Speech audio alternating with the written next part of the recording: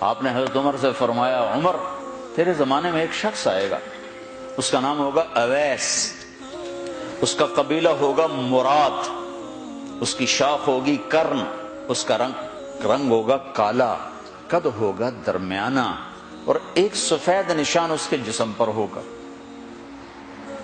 جب وہ آئے تو تم اس سے دعا کرانا، علی تو بھی کرانا، عمر تو بھی کرانا، اور میں قسم کھا کے کہتا ہوں کہ اویس جیسوں سے دنیا بھر جائے تو عمر و علی کے ایک بدن کے بال کے برابر نہیں، لیکن اس کے ذریعے سے ایک پیغام آگے پہنچانا تھا۔ تو حضرت عمر اور حضرت علی حیران ہو کر دیکھنے لگے کہ ہمیں کہا جا رہا ہے کہ اویس سے دعا کروائیں، وہ ہم صحابی وہ تابعی۔ تو آپ نے فرمایا اس نے ماں کی ایسی خدمت کی ہے، جب وہ ہاتھ اٹھاتا ہے تو اللہ ہاتھ واپس خالی موڑتا ہی نہیں۔ یہ پیغام پہنچانا تھا کہ ماں باپ کے آگے جھکو۔ جس دیش میں آپ رہتے ہیں یہاں کام کی رفتار بہت تیز ہے، ماں باپ اگر موجود ہیں تو کم ہی خوش نصیبوں والے ہیں جن کو کچھ اولاد کی خدمت ملتی ہے، ورنہ دیواروں کے ساتھ ہی زندگی گزر رہی ہوتی ہے۔ تو عمر رضی اللہ عنہ جب خلیفہ بنے تو ہر سال حج کرتے تھے، ہر سال ان کو ڈھونڈواتے۔ اب مجھے یہ نہیں پتا درمیان کے کوئی سال ہوں گے کہ ایک سال آپ نے حج پر سارے حاجی اکٹھے کر لیے، ایسے اپنے سامنے کا کھڑے ہو جاؤ بھائی، سب کھڑے کر لیے، کہنے لگے بیٹھ جاؤ سارے یمن والے کھڑے رہو، تو سارے بیٹھ گئے، یمنی کھڑے رہے، کہ سارے یمن والے بیٹھ جاؤ، قبیلہ مراد والے کھڑے رہو، تو سارے یمنی بیٹھ گئے، مراد والے کھڑے رہے۔ اس سال میں یمن گیا جماعت میں تو اویس کرنی کے گاؤں گیا، ان کی جگہ پیدا ہوئے، جو ان کا قبیلے کے لوگوں سے ملا، اس علاقے سے گزرا، دیکھا کہ اچھا یہاں وہ ہستی پیدا ہوئی تھی۔ خشک پہاڑ ہیں، بالکل خشک پہاڑ۔ پھر آپ نے کہا مراد والے بیٹھ جاؤ، قرن والے کھڑے رہو، تو صرف ایک آدمی باقی بچا۔ تو آپ نے اس سے پوچھا تم قرنی ہو؟ کہ جی ہاں۔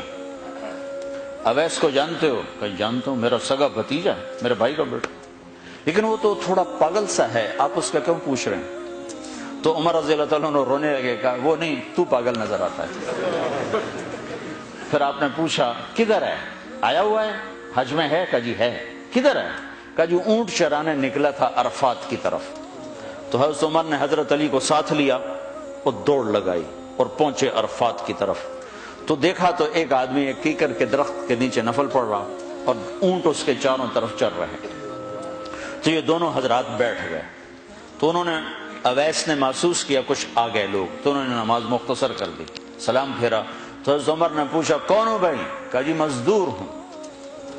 کہا تیرا نام کیا ہے؟ کہا جی اللہ کا بندہ۔ کہا بھائی ہم سارے کے بندے ہیں، میں پوچھ رہا ہوں جو نام تیری ماں نے تیرا رکھا وہ کیا ہے؟ تو وہ تو پہچانتا نہیں تھا کہ عمر کون ہے، علی کون ہے، وہ تو پہلی دفعہ حج پہ تھا۔ وہ کہنے لگا تم کون ہو میرا انٹرویو کرنے والے؟ انٹرویو تو میں اپنی طرف سے کہہ رہا ہوں۔ میں کہا تم کون ہو میرا پوچھنے والے؟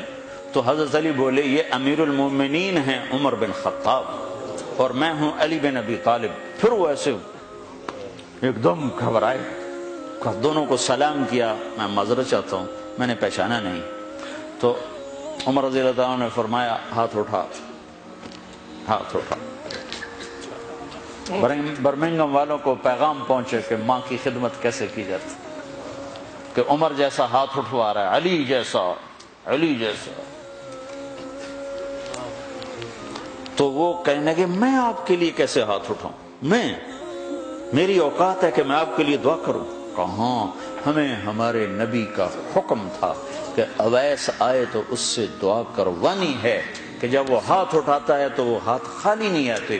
کس وجہ سے؟ تہجد، جہاد، تبلیغ، ذکر، تلاوت، تسبیح، حج، عمرے، نمازیں، روزے، ذکر، تلاوت۔ کس وجہ سے؟ نہیں، ان میں سے ایک وجہ بھی نہیں، ماں کی خدمت کی وجہ سے۔ پھر ایک اور جگہ آپ نے فرمایا کہ لوگ جب جنت میں چلیں گے تو اویس بھی چلے گا، جب جنت کے دروازے پر پہنچے گے تو اللہ تعالیٰ فرمائیں گے اویس کو روک لو، باقی کو جانے دو۔ تو اویس گھبرا جائیں گے، کہیں گے یا اللہ مجھے کیوں روک لیا ہے؟ تو اللہ تعالیٰ فرمائیں گے ٹھہر جاؤ، جانے دو ان کو۔ ہاں بھائی، اب یہ سامنے جہنم کے لوگ کھڑے ہوئے ہیں، تو شفاعت کر، تیری تو فعل لاکھوں انسانوں کو جنت میں ڈالوں، تجھے اس لیے روکا ہے کہ تو شفاعت کر، جدھر تیری انگلی اٹھتی جائے گی ان کے لیے جنت لکھتی چلی جائے گی، ان کے لیے جنت لکھتا چلا جاؤں گا، جدھر جدھر تو انگلی اٹھائے۔ صرف پونڈ ہی سب کچھ نہیں، مائیں بھی بہت کچھ ہے، صرف پونڈ ہی سب کچھ نہیں ہے، باپ بہت کچھ ہے۔